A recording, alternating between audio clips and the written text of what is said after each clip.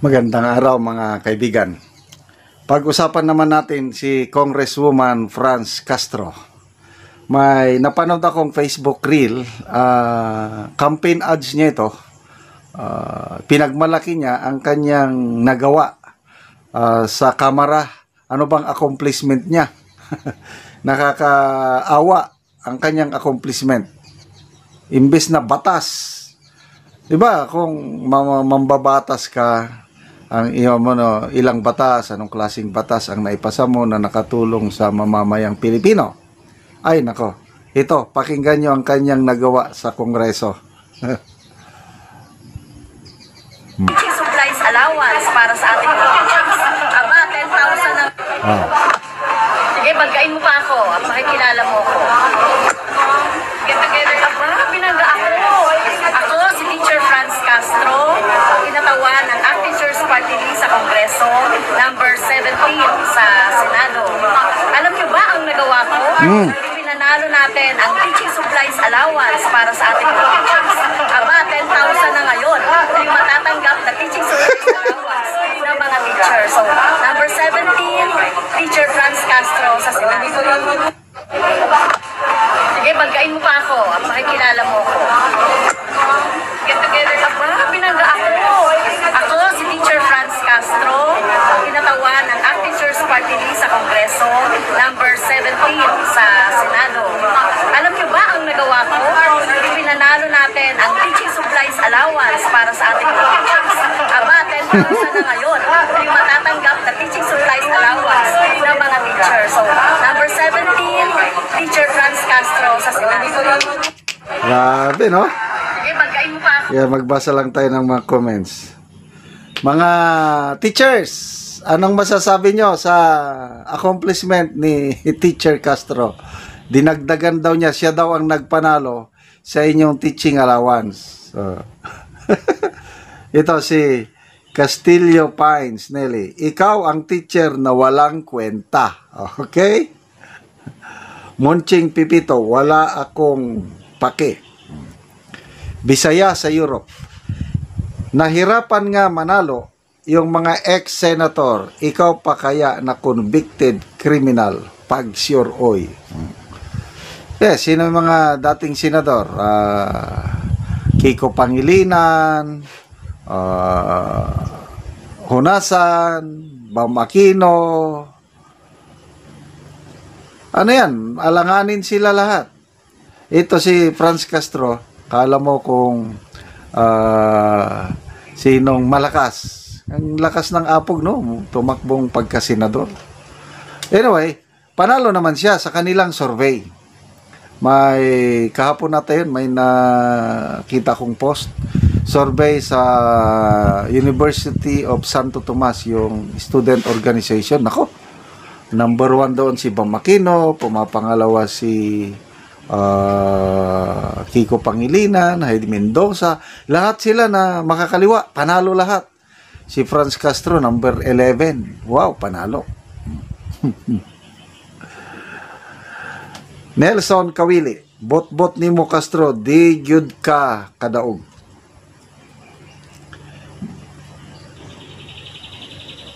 Linat ang Repulyo, oo, alam namin ang ginawa mo na convict ka nga ano to, pakapalan na lang ng mukha.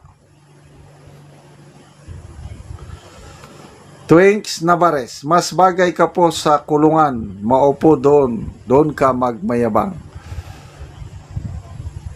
Ulitin ko, ang trabaho, I don't know kung alam nila yung trabaho nila na pumasa ng batas. Dapat ang ipagmayabang nila, yung mga ganyan, yung nagawang batas. Example, si ex-senator Manny Pacquiao, yung campaign ads niya na napanood ko the other day. Oh, bobo ako. Ako ang bobo na nagbigay ng halos 2,000 na scholarship. Ako yung bobo na nagbigay na halos libreng pabahay. Kung ano-ano yung sinasabi niya, yung naitulong niya sa mahirap. Sabi ko, di ba ang dapat niyang pagsabi yung mga nagawa niyang batas? Wala akong alam na nagawang batas . Hanggang yung anak ko, sabi, pinakita niya, si nurse niya. Ito, may mga ilan-ilan din. Kaya lang yung mga batas na ginawa niya, hindi naman kapaki-pakinabang. Kaya tumiwala rin. Kaya dapat itong si Franz Castro, ano ba yung naipasa nilang batas, yung siya ang author? Wala eh. I don't know sa inyo kung may alam kayong siya ang author na batas na naipasa na nakakatulong ngayon sa taong bayan. So ito, katapos ng eleksyon, matatapos ng 19th Congress, saan kaya mapunta si Franz Castro? Ano na kaya magiging karir niya sa politika? Okay? Yun Bernard, sabi niya, dapat si Carl Balita na lang ang tunay na may alam. Binamin Lapos, convicted criminal ka. Lota Flores Trinidad, otot mo, mamundok ka na lang, mas bagay ka doon, turuan mo mga maligno doon. Ken Kauli, NPA Diretso Inidoro, huwag mo kasing banggain, hilain mo na lang yung hikaw, malaki yung hikaw niya. Erika Arnel, hindi ka mananalo, walang boboto sa iyo. Meron ding boboto sa kanila, kasi may mga base, mga voters base sila, yung mga na-organize nila na mga front groups. Kaya nananalo sila dahil doon. Kaya lang, ang kanila lang manalo as party list. Kaya lang pagdating sa senador, kailangan mo ng millions of votes yan dahil nationwide ang botohan. Kaya wala na. So, sigurado ko, hindi kahit isa sa kanila, yung line-up nila ng mga makakaliwa, wala silang kapag-asang manalo. So, after election, saan na si Franz Castro? Goodbye. I don't know kung totoo siyang teacher.